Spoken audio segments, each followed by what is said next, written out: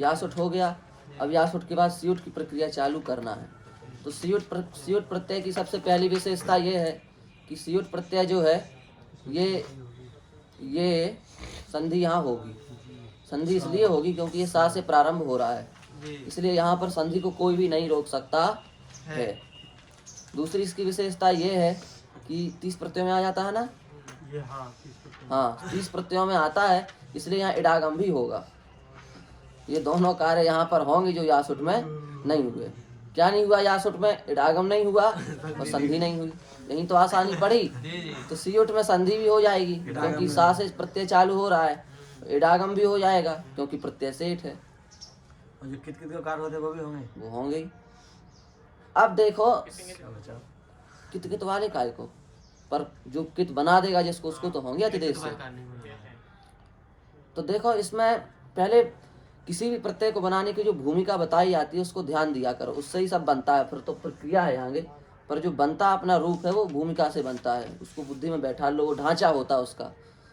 तो सियुट प्रत्यय का ढांचा ये है सीधा सीधा कि इसमें सबसे पहले उन्हीं धातुओं को बनाया जाएगा जो धातु आत्मनेपदी हैं। इस बात को अच्छे तरीके से विचार कर लो। हर धातु को इसमें नहीं बनाना है। जैसे हमने बताया था ना, यासुट में वही धातु बनाई जाएंगी जो परस्मयी पदी हैं। उसी प्रकार यासुट में वही धातु बनाई जाएंगी जो धातुएं आत्मनेपद हैं। पहली बात हुई। अब यदि आत्मनेपद है तो हमारा विचार ये उस पर होना चाहिए कि सेठ है कि अनिट है। सेठ अनिट, यदि सेठ है तो इडागम होगा, यदि अनिट है तो संधि होगी। ठीक है, दूसरा इस बात पर विचार हमारा होना चाहिए। और तीसरा, यदि विशेष कोई सूत्र प्राप्त है जो अभी पढ़ाया जाएगा, जो अभी पढ़ाना है हमको, उनमें से यदि कोई सूत्र प्राप्त है तो उनमें से आप उस सूत्र में से किसी सूत्र को लगा सकते हैं। बस ये 3 विचार करो, आपका सियुट बन जाएगा। पहला विचार, धातु आत्मनेपदी है कि नहीं। आत्मनेपदी है तो सेठ है कि अनिट है। यदि सेठ है तो इडागम, अनिट है तो संधि। और तीसरे नंबर पर जो हमने बताया विशेष सूत्र यदि कोई प्राप्त है तो उसको आप लगाइए और आप अपना बना सकते हैं। जैसे देखो कुछ भी नहीं है, क्री है, ओहो, जिससे लाए हम शिष्ट, क्री से लाए हम शिष्ट, क्री से शिष्ट लाए। अब यहाँ कोई विशेष सूत्र प्राप्त नहीं है।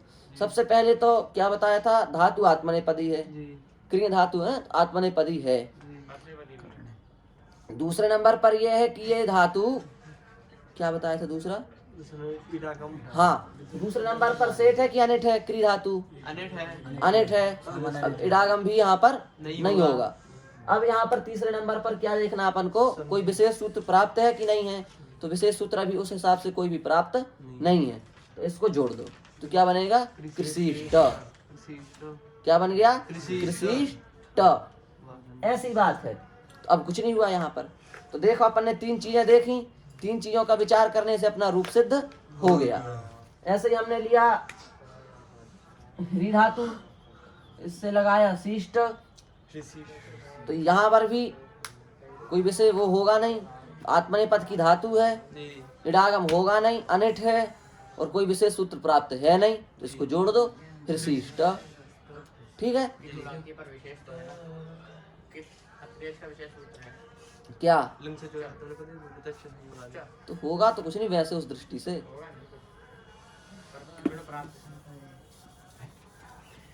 ये अपना हो गया। ठीक है, अब विशेष सूत्र अपन को यहाँ पर पढ़ लेने हैं। सबसे पहले अतिदेश से ही चालू कर दो, अतिदेश के ही पढ़ा देते हैं 3 सूत्र। तो लिंग से चा वात्मने के लिंग से चो रात्मने है, लिंग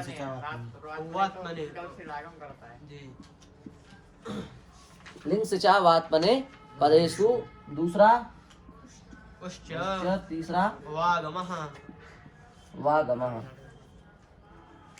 अतिदेश, ये 3 अतिदेश के सूत्र हैं जो इसमें विशेष हैं। अतिदेश कहाँ है अष्टाध्यायी में, अतिदेश 1 2 4 से 1 2 29 तक। ये है भट्ट जी महाराज का मत। 1 2 4 से 1 2 29 तक, 1 2 3 से ले 1 2 1 से 1 2 26 तक, इन 26 सूत्रों का नाम है अतिदेश सूत्र। न 3 से 29 तक, न 4 से 29 तक, 1 से 26 तक, ये कुल मिलाकर के 26 सूत्र हैं जो अतिदेश के सूत्र हैं। उसमें से क्या कह रहा है, गांगकुटा दिव्यान इंगित विजेट विभासुर्णो सार्वधातुक मपित, ये सब अपने हो चुके हैं। अब ये अपने 3 हैं जो संयुक्त प्रत्यय में आना है। इसका तो थोड़ा सिस्टम कठिन है अपने आप में, इसको समझ लो इसलिए ध्यान से इस सूत्र को, क्योंकि ये सूत्र ऐसा सूत्र है जो व्यापक रूप से काम करता है। ये सूत्र ऐसा नहीं कि इसने बता दिया हम इतनी धातुओं में लगेंगे तो लगेंगे, ऐसा नहीं है। ये नाम भी नहीं लेगा और लगेगा भी बहुत जगह, व्यापक सूत्र है, इसलिए इसको समझ लो। एक हल और अनिट, क्या हंस रहे हैं? ऐसी धातुएं जो अनिट हो पहले नंबर पर और एक के समीप में हल हो। 3 शर्तें हैं सूत्र की। एक के समीप में यदि हल हो और अनिट हो, यही 3 बातें हैं ना। एक के बाद हल, उसके बाद आने वाली तो क्या माना जाएगा? कित माना जाता है, यही बात है। अभी देखो हम स्पष्ट करते हैं। रिच धातु है, रिच हलंत है, हल है कि नहीं? सबसे पहली बात अनिट है। सेठ अनिट पहले देखा करो, सेठ है कि अनिट है? अनिट है, अनिट है। इसमें एक है, एक क्या है? ई, और उस एक के समीप में क्या है? हल। तीनों चीजें मिल गई कि नहीं? तो अब इससे परे जो सियुत प्रत्यय आएगा अपना, उसको क्या माना जाएगा? कित के समान माना जाएगा। तो इसको कित मानने से फायदा क्या? इसको कित मानने से लाभ ये होगा कि इसको गुण नहीं होगा। समझ में आई बात? इसको कित मानने से क्या होगा? इसको गुण नहीं होगा।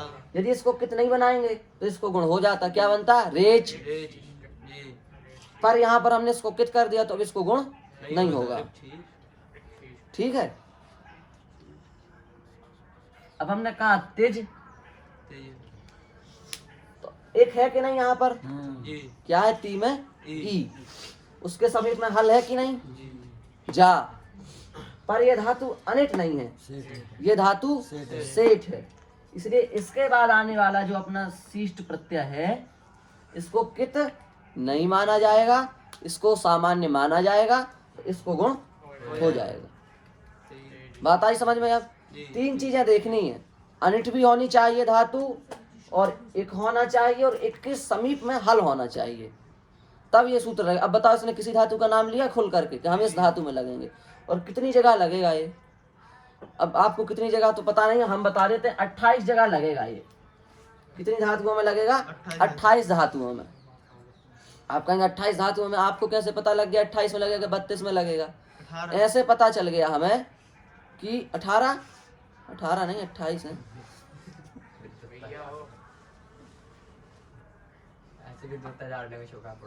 इधर देखो, अनिट हलंत कितनी है? पूरी अनिट हलंत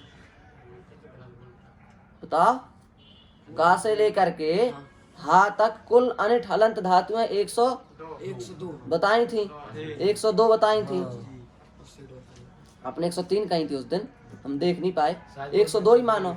100 किसी को कोई निकाली है, हाँ सिद्धांत में 103। हाँ, धात बस्ते अधिकम सतम है वहां। तो 103 मान लो, 102 ही मान के चलो। 102 धातुएं हैं उदाहरण के लिए।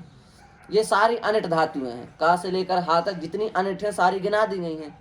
इन 102 अनिट हलंत धातुओं में से ऐसी कितनी धातुएं हैं जिनके एक के पास में हल हो? जिनके एक के पास में क्या है? हल है। उनको आप खुद देख लो तो आपके निकल करके आ जाएंगी। कितनी है? 18 ही है ना? 18 है। 18 धातुएं निकल करके आ जाएंगे। जैसे हमने कहा शक अनिट है, पर इसमें एक नहीं है, एक है ही नहीं। जैसे हमने कहा पच, तो ये अनिट है, पर यहाँ पर भी एक नहीं है। हमने कहा मुच, यहाँ एक है। क्यों एक है? क्योंकि एक प्रत्यार में ई उ री 4 अक्षर आते हैं, यहाँ उ आ गया। अब आप इसको गोला कर लेना, कि भाई एक धातु ये हो गई अनिट, एक के समीप में हल ऐसे अनिट एक धातु ये हो गई अनिट हलंत धातु। उसके बाद रिच, इसमें भी एक है तो ये भी इसी गोले में आ जाएगी।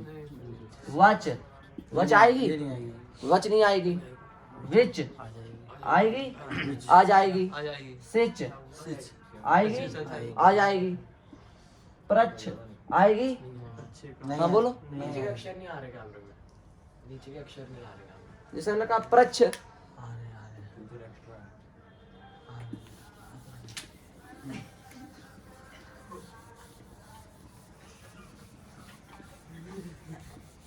इतनी हंसने की शौक क्यों है?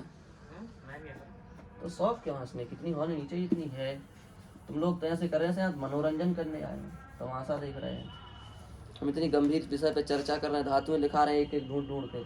अब आए जा तो त्यज ये भी नहीं है, भज ये भी नहीं है, यज भी नहीं है,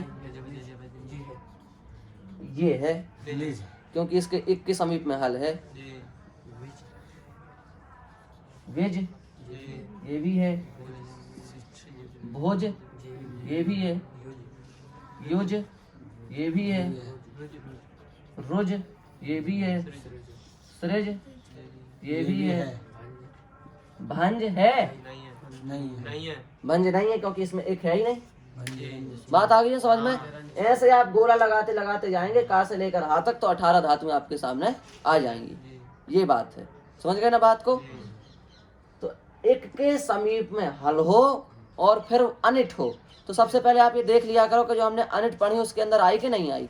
जैसे हमने कहा युज, तो आपके दिमाग में आना चाहिए युज अनिट है कि सेठ है, तो आप तत्काल तो आप समझ जाएंगे कि ये अनिट है। अब यदि अनिट है तो अनिट है, तो अब अनिट होने के बाद में एक के समीप में हल है कि नहीं, इतना और आप दूसरे नंबर पर देख लो तो आपको दिख जाएगा कि एक के समीप में हल है। हो गया बस, एक के समीप में हल है, समझ गए? हाँ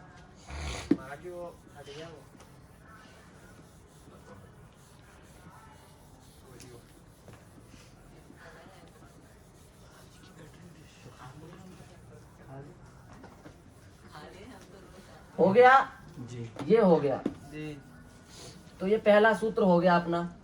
इसके द्वारा ये निर्णय हुआ कि इन 18 धातुओं के बाद जो सियोट प्रत्यय आएगा उसको क्या मान लिया जाएगा? कित मान लिया जाएगा। दूसरा सूत्र है उश्चा। उश्चा रिवर्णांत धातुओं के लिए सूत्र है, जिन धातुओं के अंत में री है, री, उन धातुओं के बाद कैसी री? ऐसी भी और ऐसी भी, दीर्घ दोनों, ह्रस्व दीर्घ दोनों। इन री के बाद में जब सियुट प्रत्यय आएगा तो उसको क्या मान लिया जाएगा? कित मान लिया जाएगा। कैसी? चाहे ह्रस्व रिकारांत हो चाहे दीर्घ रिकारांत हो, उनके बाद यदि सियुट प्रत्यय आता है तो उसको क्या माना जाएगा? कित माना जाएगा। तो आप कहेंगे लाभ क्या है कित मानने का? इसके बाद यदि सियुट आएगा तो गुण नहीं होगा, लाभ है कि नहीं? जैसे हम लाए क्री, की से हमने किया शिष्ट, अभी हमने लिख के दिखाया था गुण प्राप्त है, शेष प्रत्यय है, गुण होना चाहिए, पर इसके अंत में री है, उच्च सूत्र से ये कित हो गया, इसको गुण नहीं होगा। समझ गए? तो इसको कित करने का लाभ ये हुआ कि गुण नहीं होगा, और इसको कित करने का लाभ क्या हुआ? गुण नहीं होगा। यहाँ भी यही फल है, पर यहाँ एक्स्ट्रा फल है एक और। क्या एक्स्ट्रा है? एक्स्ट्रा फल है कि यहाँ पर इर भी होगा और उर भी होगा, जो आपको पढ़ाया था दीर्घ रिकारांत में पढ़ाया था ना। यदि ओष्ठ पूर्वक है तो उर होगा, अनोष्ठ पूर्वक है तो इर होगा। जानते हैं आप? नहीं जानते? देखो ऐसा है, जिन धातुओं के पहले पाफा बाभा मा हो, जैसे हमने कहा प्री, म्री, भ्री, तो हमने कहा प्री, इस प्री में जो री है उसके पहले किसका उच्चारण आ रहा है? पा का। तो पाक ओष्ठ से बोला जाता है कि नहीं बोला जाता? ओष्ठ से बोला जाता है। और हमने कहा ग्री, ये ओष्ठ से नहीं बोला जाता है, तो इसको कहा जाएगा ओष्ठ पूर्वक रीकारांत धातु, इसको कहा जाएगा अनोष्ठ पूर्वक रीकारांत धातु। ओष्ठ पूर्वक रीकारांत धातु को होता है और अनोष्ठ पूर्वक रीकारांत धातुओं को होता है इर। हो गया? समझ गए? इसको होगा और इसको होगा इर, तो ये यहाँ पर भी लग जाएगा ये नियम। यहाँ एक फल तो ये हुआ कि गुण नहीं होगा, और दूसरा फल ये हुआ कि जिन धातुओं में ओष्ठ पूर्वक री है उसको होगा, और जिन धातुओं में ओष्ठ पूर्वक री नहीं है उसको हो जाएगा इर। ये दूसरा फल है यहाँ पर कित करने का। दो फल हैं, एक गुण नहीं होगा, ये तो है ही, पर बड़ी ई को इर और हो जाएगा, ये एक्स्ट्रा है, अलग से है, ये और होगा यहाँ पर। नहीं आया समझ में? ये आपने थोड़ा पढ़ा नहीं इसलिए थोड़ा सा ऊपर हो सकता है।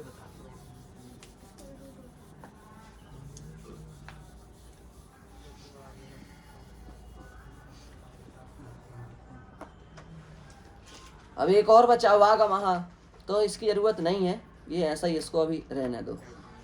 हो गया। अब उसके बाद में अतिदेश के अपने सूत्र निपट गए, 3 सूत्र हो गए। अब इडागम के लिए 2 सूत्र हैं जो लगते हैं। एक तो है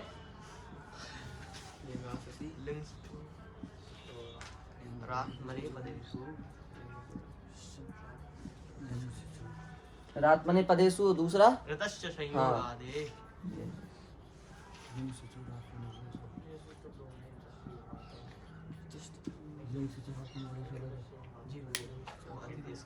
लिंग सिचो रात्मने पदेशु। और दूसरा सूत्र क्या है? ऋतश्च संयोगादि है। पहले इसको पढ़ लो, ये सरल है। संयोगादि ऋकारांत धातु जो है, ऋकारांत ह्रस्व ऋकारांत है कि नहीं? संयोगादि ह्रस्व ऋकारांत जो धातुएं हैं, उन धातु को क्या होता है? उनको ऋतश्च संयोगादि है। संयोगादि जो ऋकारांत धातुएं हैं, उन धातुओं को शीष्ट प्रत्यय में विकल्प से इडागम होता है। कहने का मतलब ये है, विकल्प से इडागम होता है। किन धातुओं को? संयोग आदि जो ह्रस्व ऋकारांत धातुएं हैं, उनको स्युट प्रत्यय में कैसे इडागम होता है? विकल्प से इडागम होता है। ठीक है, नहीं आया समझ में?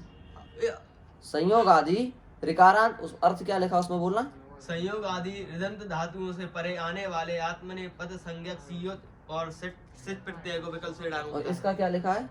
इसका ब्रिंग ब्रिंग तथा दीर्घ ऋकारांत धातु से परे आने वाले आत्मने पद संज्ञक सियोट तथा सिट प्रत्यय को विकल्प से इडागम करता है। ये भी हाँ ठीक है। तो इसमें आ गया ब्रिंग और ब्रे और दीर्घ ऋकारांत, इसमें आ गया ऋकारांत। पर कैसी ऋकारांत? संयोग आदि संयोग पूर्वक ऋकारांत। देखो ऋकारांत धातुओं को अपन कैसे बोल सकते हैं, थोड़ा कठिन सिस्टम है, आप ध्यान से समझो। एक तो कह सकते हैं ह्रस्व ऋकारांत धातु, एक कह सकते हैं दीर्घ ऋकारांत धातु, एक कह सकते हैं संयोग पूर्वक ह्रस्व ऋकारांत धातु, एक कह सकते हैं संयोग पूर्वक दीर्घ ऋकारांत धातु। किस प्रकार से भी कह सकते हैं इन धातुओं को। तो देखो वृंग धातु और व्रीं धातु, ये तो छोटी है ना दोनों, वृंग व्रे। और दीर्घ ऋकारांत धातु, जितनी भी बड़ी ऋकारांत धातु हो, ध्यान दो, जितनी भी बड़ी ऋकारांत धातु हो, चाहे संयोग पूर्वक हो चाहे असंयोग पूर्वक हो, कैसी भी हो, यहाँ कोई नाम नहीं खोल रहा है, यहाँ लिखा है ऋकारांत, कैसी दीर्घ, इस बात पर गौर किया जा रहा है। आपको दीर्घ ऋकारांत देखना, आपको इससे लेन देन नहीं है कि दीर्घ ऋकारांत है संयोग पूर्वक है कि नहीं है, उससे मतलब नहीं। केवल दीर्घ ऋकारांत हो तो अथवा वृंग व्रे धातु हो तो विकल्प से इडागम होता है। दूसरी बात, यदि संयोग पूर्वक ऋकारांत धातु हो, दीर्घ ऋकारांत नहीं कहा जा रहा है यहाँ पर, यहाँ ध्यान देना ह्रस्व में, संयोग पूर्वक ऋकारांत धातु हो, ये नहीं कहा कि ऋकारांत धातु हो, चाहे ह्रस्व हो चाहे दीर्घ हो, ऐसा नहीं कह रहे हैं। यहाँ कह रहे हैं संयोग पूर्वक ऋकारांत धातु हो। इसका मतलब यदि असंयोग पूर्वक होगी तो नहीं होगा, तो नहीं होगा, और संयोग पूर्वक होगी तो विकल्प से होगा, दीर्घ हो चाहे और ह्रस्व दीर्घ होगी तब भी तो होगा, विकल्प से होगा, और ह्रस्व होगी तब भी होगा। तो नहीं होगा, नहीं होगा, तो नहीं होगा, तो वृंग व्रे को होगा केवल। विकल्प से इडागम वृंग को हो सकता है, व्रीं को हो सकता है। ये दो धातुएं तो स्पष्ट नाम लेकर के इनका कह दिया गया। तो यदि आपसे पूछा जाए, इधर देखो, एक तो ध्यान नहीं देते ना, यहाँ वो तो लिखते रहते हैं, इधर देखो, वृंग व्रे धातु किसी से कही जाए किसी उठ प्रत्यय में, इसको कैसे इडागम होगा, तो इसका तो सीधा सिस्टम है, विकल्प से इडागम होगा। इसमें तो सोचना ही नहीं है कि कैसे इडागम होगा। वृंग व्रे तो पक्का है, विकल्प से होगा। अब इनके अलावा जो ह्रस्व ऋकारांत धातु है, उनको कैसे होगा? तो इनके अलावा ह्रस्व ऋकारांत जो धातुएं हैं,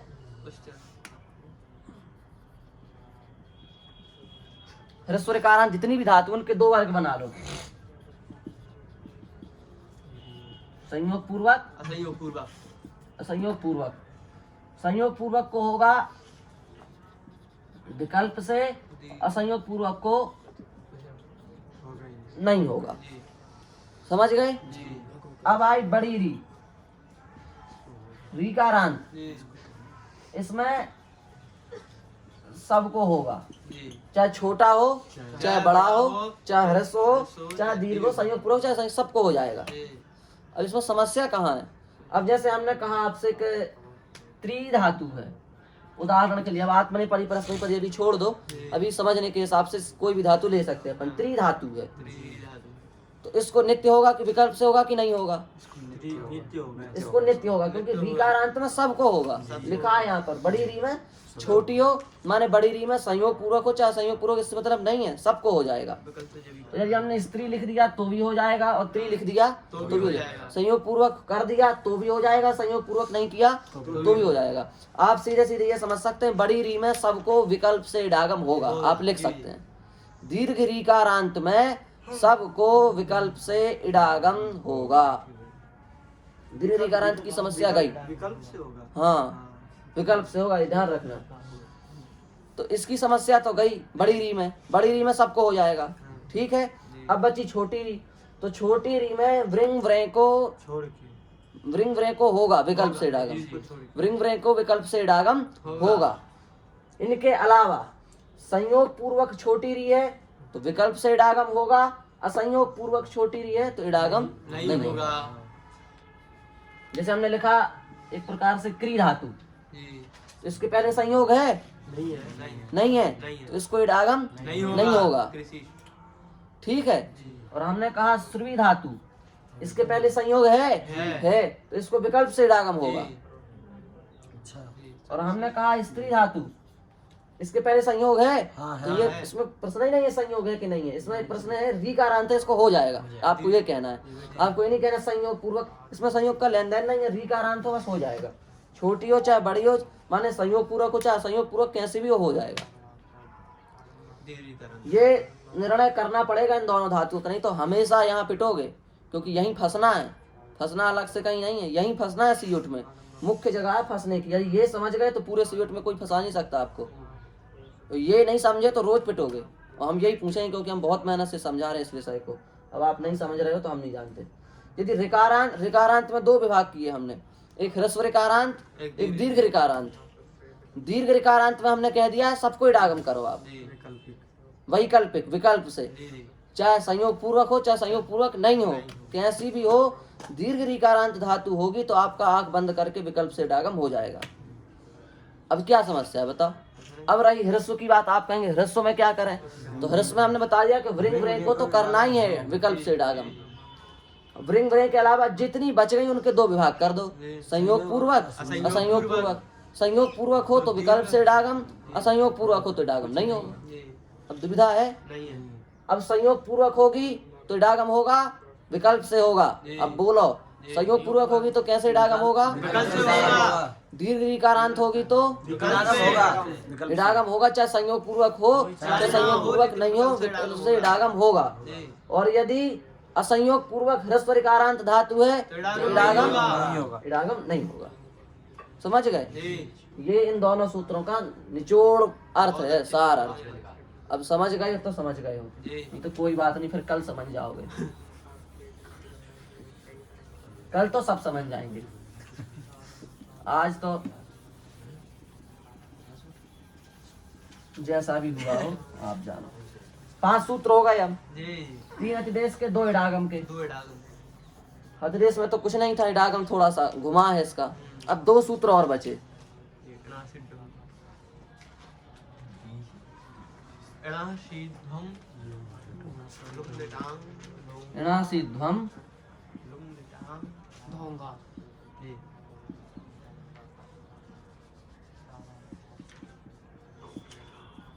सात सूत्र पढ़े। विवाह से हटा। जी देखो ये बड़ा विचित्र सूत्र है, इनको सीधे सीधे समझ लो आप। जी धातु के अंत में इण है, जी इण समझते हो? ई उ रिल्द्री ए ओ यू हय वरा, ये इतने और ला, और उसके बाद में आपको सीध्वम दिख रहा है। क्या? सीध्वम। क्योंकि अभी आप सीयुट के प्रत्यय जब पढ़ोगे तो उसमें आएगा सीष्ट, सीयास्ताम, सीरन, सीष्ठा, सीयास्थाम, सीध्वम। सीध्वम। आ गया। लिख देते हैं हम, जिससे प्रत्यय का चक्कर ना रहे बात का। सीष्ट, सीयास्थाम, सीयास्ताम, सीरन, सीष्ठा, सीयास्थाम। अभी लिखवाए थे हमने।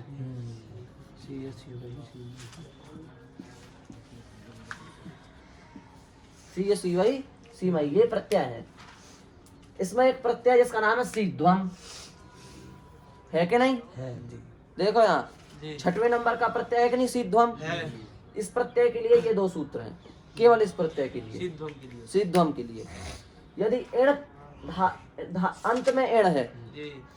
क्री, और उसके बाद हमने लिख दिया सीध्वम, प्रत्यय जोड़ दिया, जी। तो इणंत अंग के बाद हाँ। यदि सीध्वम का धा आपको दिख रहा है तो उस धा को ढा हो जाएगा। सीध्वम, सीध्वम।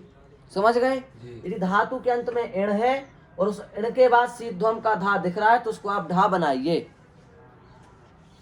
ठीक है? पर समस्या है आपके सामने। क्या समस्या है? ये स्थिति कब की है? जी। जब इडागम नहीं होगा तब की है। जी। समझ रहे हो ना? जी। धातु की प्रत्यय से सीधे भेंट कब होगी? जब इडागम नहीं होगा तब। जी। जब इडागम होगा तो बीच में बैठेगा कि नहीं, ऐसे इट। हाँ। अब धातु प्रत्यय की भेंट हो सकती है? नहीं हो सकता। तो फिर सीध्वम का धा मिलेगा सीधे सीधे? नहीं मिलेगा। तो फिर उसको ढा हो पाएगा? नहीं हो पाएगा। इसलिए फिर ये दूसरा सूत्र बनाना पड़ा। वाह, जी। यदि धातु के अंत में इण है और उस इण के बाद सीधे सीध्वम नहीं दिख रहा है, बीच में इट है, जी। उस उट के बाद सीध्वम है, जी। तो उस सीध्वम के धा को एक बार ढा करो, एक बार ढा मत करो, विकल्प से होगा। ये सूत्र है। फिर बात आई समझ में? यदि इण के बाद सीधे सीध्वम दिख रहा है तो ढा होगा, पर इण के बाद सीध्वम सीधे नहीं है, बीच में इट है, तो एक बार धा होगा, एक बार ढा नहीं होगा, विकल्प से ढा होगा। समझ गए? इट होने पर विकल्प से होगा। यदि धातु से सीधे सीध्वम की मुलाकात हो रही है जी, जी। तो सीध्वम के धा को नित्य ढा होगा, होगा। पर धातु से सीधे सीध्वम नहीं है, जी। धातु से सीध्वम के बीच में क्या व्यवधान आ रहा है? इट का, तो सीध्वम के धा को एक बार ढा होगा, एक बार ढा नहीं होगा। समझ गए? जैसे उदाहरण के लिए आप कुछ भी ले सकते हो। अभी हमने सुरवी लिया था, यही ले लो उदाहरण के लिए। सुरवी को तो इडागम हो जाएगा, होगा कि नहीं? अभी बताया था संयोग पूर्वक में इडागम जी। हो जाएगा। हो जाएगा। ई लिख दिया हमने, श्रुवी ई शिष्ट। अब ये इसके अंत में इण तो है, इण प्रत्यार विर्याती कि नहीं, इण तो है, पर इससे सीधे सीधम दिख रहा है नहीं, बीच में क्या है? इट का ई है, तो अब इसको नित्य होगा ढा कि विकल्प से होगा? वैकल्पिक होगा। विकल्प से होगा। यदि सीधे दिखेगा तो नित्य होगा, बीच में इट के बाद दिखेगा तो विकल्प से होगा। तो अब 2 रूप बनेंगे, स्वरी स्वरी सीध्वम स्वरी सीध्वम और स्वरी सीध्वम। जी। नहीं है सही? सही है। इस प्रकार से 2 रूप अपने बन जाएंगे। कब? जब इट होगा तब। और यदि इट नहीं होगा तो केवल एक रूप बनेगा। जैसे यहाँ कृषि ध्वम, जी। यहाँ पर इट नहीं हुआ तो सीधे भेंट हो गई क्री की, इसको हटा दो, क्री की सीधे सीध्वम से भेंट हो गई, तो यहाँ नित्य ढा हो जाएगा। ये कुल मिलाकर के 7 सूत्र हैं सीयुट के लिए जो विशेष हैं। 3 सूत्र हैं जो अतिदेश से संबंधित हैं, 2 सूत्र हैं जो इडागम से संबंधित हैं, और अंतिम के 2 सूत्र हैं जो ढा करने से संबंधित। एक प्रकार से संधि समझ लो तुम। 7 सूत्र कुल मिलाकर के हो गए जो कुछ विशेष करते हैं। इन 3 को यदि आप करते हैं अच्छे से, देखो हमने पहले भी क्योंकि कहा था इडागम का निर्णय कठिन है करना। अतिदेश में तो कुछ नहीं है। अतिदेश में तो आपको ये देखना है कि धातु अनिट है, अनिट है तो ये देख लेना है कि एक के समीप में हल है तो गुण मत करना। उच्चा में ये देख लेना है कि छोटी धातु है, ह्रस्व ऋकारांत हो चाहे दीर्घ ऋकारांत हो, यदि उसके बाद आपको सीयुट दिख रहा है तो आप गुण मत करना। अतिदेश तो सरल है, पर इडागम में ये निर्णय करना पड़ेगा कि होगा कि नहीं। तो इसको भी हमने इतना अच्छे से फैला दिया है कि अब यदि आप ढंग से पढ़ो तो नहीं समझ में आ जाएगा आपको। और इसमें तो कुछ कठिनाई है नहीं ढा करने में। यदि इण के बाद है तो कर दो, नहीं है तो ना करो। अब बताओ आप, हमने लिखा गाह से लाए सीध्वम, होगा ढा कि नहीं होगा? नहीं होगा। बोलो नहीं होगा। क्यों नहीं होगा? क्योंकि इण के बाद नहीं है, क्वेश्चन विचार हाँ? नहीं है। क्यों? क्या नहीं है? इण के बाद नहीं है। इण के बाद सिद्ध हम नहीं है, इसलिए नहीं होगा। होगा क्यों नहीं होगा? इण में ना हा नहीं आता, इण में हा नहीं आता, लण के णा तक नहीं जाएगा तो है वरट का हा बीच में नहीं आ जाएगा। हाँ क्यों कह रहे हो नहीं होगा? क्योंकि इण प्रत्याहार हमेशा पर्णकार तक जाता है। परिवेण ग्रहात सर्वे, इण हमेशा पर्णकार तक लेना। अण में तो दुविधा है, तो अण में बताया गया कि अणुदेश सवर्ण से चा प्रत्यय लगे तो पूर्णकार तक, नहीं तो पर्णकार तक। नहीं, अणुदेश सवर्ण से चा लगे तो पर्णकार तक, नहीं तो पूर्णकार तक लिया जाएगा। पर इण में तो अणुदेश सवर्ण से चा प्रत्यय लगे अथवा ना लगे, हमेशा परिवेण बार तक ही लिया जाएगा। तो हानि आ जाएगा यदि लड़ के ना तक जाएगा तो हो जाएगा। नित्य होगा कि विकल्प से होगा? नित्य होगा। नित्य होगा, क्योंकि बीच में ईट नहीं है। घाक्षी ध्वम, अब आप कहोगे गा से घाक्षी ध्वम, ये कैसे क्या बना? इस संधि से बना। आप होढ़ा से हा को ढा करेंगे तो बन जाएगा गाढ़। अब 34 है तो उसको 43 करेंगे तो बन जाएगा घाट, और ढा को सडोका सी से का कर देंगे तो बन जाएगा घाक, और सा को आधे सब प्रत्यय से शा कर देंगे तो घाक्षी ध्वम। घाक्षीष्ट, घाक्षीयास्ताम, घाक्षीरन, घाक्षीष्ठाः, घाक्षीयास्ताम, घाक्षीध्वम, घाक्षीय, घाक्षीवहि, घाक्षीमहि। ऐसे रूप बनेंगे इसके भैया। जैसे हमने लिया ना, ऐसे हर चलेगी भी तो नहीं, ये भी तो समस्या है ना। अब जैसे हमने लिया ये तो ये यही तो यहाँ है नहीं, उसको देखना पड़ेगा आत्मनेपदी है कि नहीं है, ये समस्या है यहाँ। इसलिए जल्दी यहाँ धातु लेने की हिम्मत नहीं है। क्लिप धातु ली, क्लिप, क्योंकि वो आत्मनेपदी है। अच्छा बताओ, क्लिप धातु का कोई बता सकता है हमको? जो पढ़ाया उसके आधार पर इसकी क्या व्यवस्था होगी? इडागम की अतिदेश में इसको क्या होगा, संधि में क्या होगा, अंगकार में क्या होगा? कोई खुल के समझा सकता है? कोई तैयार ही नहीं है। इसको कपलरी वो केवल लुट के लिए। हाँ देखो, अब हमसे सुन लो, तुम नहीं, तुम क्या, तुम तो पुराने हो गए। ये बोले कोई नए इनमें से नृप है तो धातु कुछ भी नहीं है। इडागम होगा, इसको होगा, इडागम होगा। कृपु है ना, संयोग पूर्वक विकल्प से इडागम होगा। वेट धातु है। एक तो इसका इडागम में ये है कि इसको विकल्प से इडागम होगा। दूसरी इसकी बात यह है कि जब इडागम होगा तो संधि का सवाल है नहीं। अतिदेश 3 सूत्रों का पढ़ाया, उसमें से कोई यहाँ लग सकता नहीं। इडागम के दो सूत्र पढ़ाए वो तो री के लिए हैं, यहाँ री अंत में है नहीं। और अब बचे ये विवाह से टहना सिद्धम, तो जब इडागम हो जाएगा तो ई के बाद सिद्धम मिलेगा तो विकल्प से धा को ढा कर देना। तो अब रूप चलाओ, क्या बनेगा? कल्पिशीष्ट, कल्पिशीयास्ताम, कल्पिशीरन, कल्पिशीष्ठाः, कल्पिशीयास्थाम, कल्पिशीध्वम, कल्पिशीय, कल्पिशीवहि, कल्पिशीमहि। ऐसे क्यों नहीं समझा पाते? ऐसे समझाओ, क्या परेशानी है? समझाओगे? कल समझाएंगे, ठीक, कल तो समझाएंगे ही। कल तो परवश हैं, कल नहीं समझाएंगे तो हम नहीं समझा देंगे इनको। जहाँ धत्व होगा तो अवैकल्पिक हो जाएंगे। ईट पक्ष में, इट पक्ष में वैकल्पिक धत्व, इड भाव पक्ष में नित्य धत्व होगा। कल्पिशीध्वम और कल्पिशीध्वम, क्योंकि इट हुआ है जी। ठीक है, सीट हो गया अपना, बंद कर।